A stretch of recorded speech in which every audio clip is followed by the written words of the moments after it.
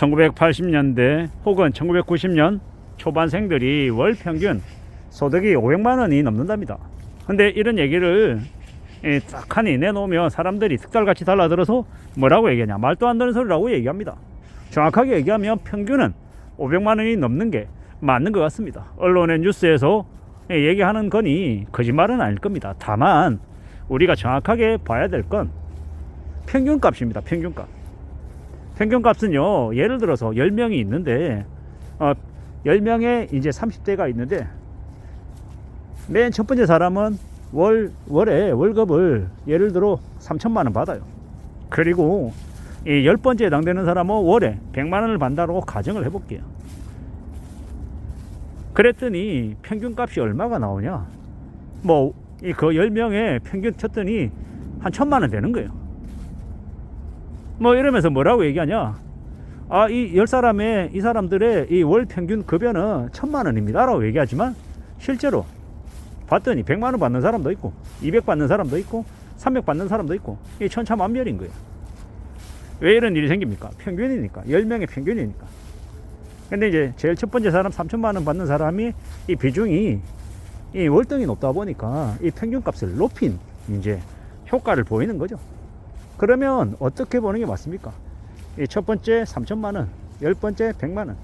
그러면 중간값 정도, 그러니까 중간값이 어느 정도쯤 되는지, 중간값이 어느 정도 되는지를 보는 게 좀 더 정확할 수 있다는 겁니다. 그렇게 따져보려면 어떻게 해야 됩니까? 제일 큰 3천만 원 빼고, 제일 낮은 이 100만 원도 빼고, 이 나머지 이제 8명을 가지고 이제 따져보는 게 좀 더 정확한 가격이, 정확한 값어치일 수 있죠.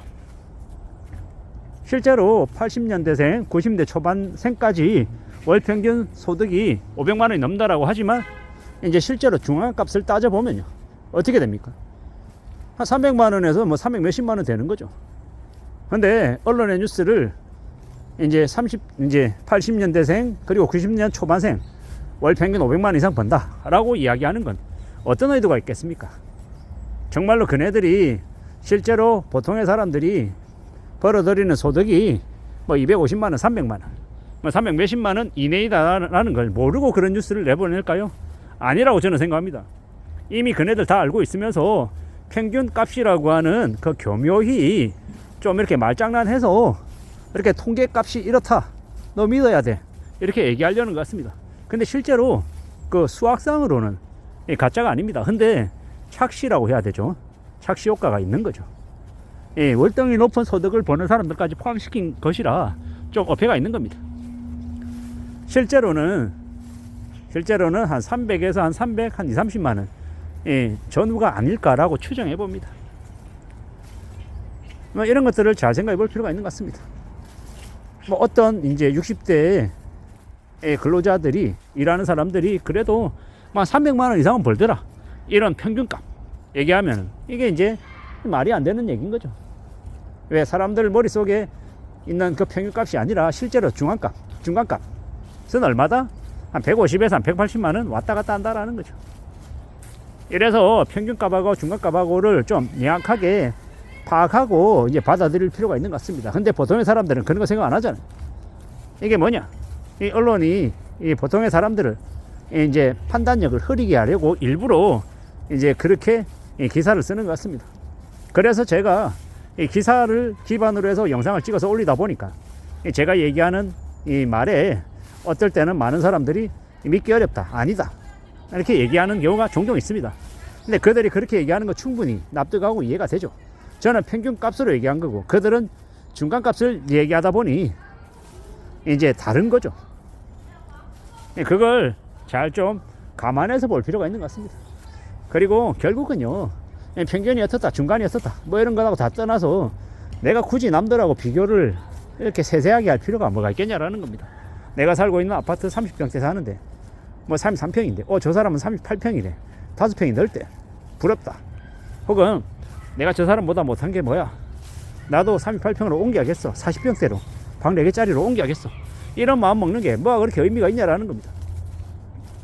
넓으면 넓을수록 이 부담해야 되는 비용이 더 늘어나는 거고, 적으면 적을수록, 좁으면 좁을수록 이 부담해야 되는 비용이 또 적게 들어갈 수도 있다라는 거. 그런 것도 헤아리고 감안할 필요가 있지 않나라고 생각합니다. 20평대 사는 사람이 40평대 사는 사람들보다 관리비 적게 나오는 거 당연하고요. 그래서 좀 불편할 수는 있지만 나름 그래도 정해서 사람들은 살아간다라는 거. 그렇기 때문에 마냥 이분법적으로 단순하게 숫자 노름해가지고 욕하는 그런 것들에 넘어갈 필요도 없고, 그런 말에 득달같이 달라들어서 맞다 틀리다라고 할 필요도 없는 것 같습니다. 어느덧 우리가 살아간 이 세상이 너무 많은 과잉 관심, 너무 많은 과잉 비교 이런 것들로 좀 많이 피로해진 것 같습니다. 이제 시간이 지날수록 고령화 사회, 저성장 시대에 더 이상 사람들이 관심 가지지 않고 다른 누군가와 비교질하지 않는 그런 세상이 온다라고도 합니다. 먹고 사는 게 힘들어서 내가 당장 먹고 사는데 그 급에서 바쁘게 일하다 보면 남들 어떻게 사는지 관심도 못 가진다라는 겁니다. 어쩌면 소득이 줄어들고 먹고 사는 게 좀 더 빡셀 수는 있지만, 그렇다고 해서 살아가는 삶의 만족도 자체까지 같이 하락하는 건 아니다라는 거죠. 참 희한한 얘기입니다. 우리가 벌어들인 돈이 좀 더 줄어들어도 사람 사는 살림살이가 절대적으로 좀 나아지지 않는다 하더라도 우리가 느끼는 만족감이나 행복이나 이런 것들은 또 다른 이야기다라고 하더라고요. 그런 걸 보면 우리가 우리네 스스로의 삶을 어떻게 좀 관리하고 조정하고 또 받아들일지는 우리의 이 생각에 따라 달라지는 것 같습니다. 부자가 되겠다고 나 50억, 100억 자산가 될 거야, 아둥바둥 그릴 필요가 뭐 있겠냐라는 겁니다. 어떤 사람들은 3억만 있어도 5억만 있어도 감사하다라고 생각하며 산다라는 겁니다. 현금성 자산을 10억 이상 가지고 있는 사람이 대한민국에서 0.9%에 해당된답니다. 100명 중에 1명도 안 되는 거죠. 현금성 자산 10억을 가지고 있는 사람은. 잘은 모르겠습니다만 현금성 자산을 예를 들어 5억을 가지고 있다. 그러면요, 한 5%에서 한 8% 안에 들어가지 않을까요? 100명 중에 한 5명 정도 돼야 현금성 자산 5억을 가지고 있는 게 아닐까요? 워낙 부동산으로는 펌프질하고 뻥튀기해서 평가하는 게 너무 많다 보니까 믿지를 못하겠는 거죠. 그리고 실제로 자기가 살고 있는 아파트 가격이 30억이라 하더라도 그거 팔고 현금 자기 손에 쥐지 않는 이상은 그다지 의미 없는 숫자라고 저는 생각합니다. 그러니 굳이 그런 것에 울컥하거나 아니면 비교질 해가지고 상대적인 박탈감 같은 거 안 가져도 되겠다라는 생각을 해봅니다.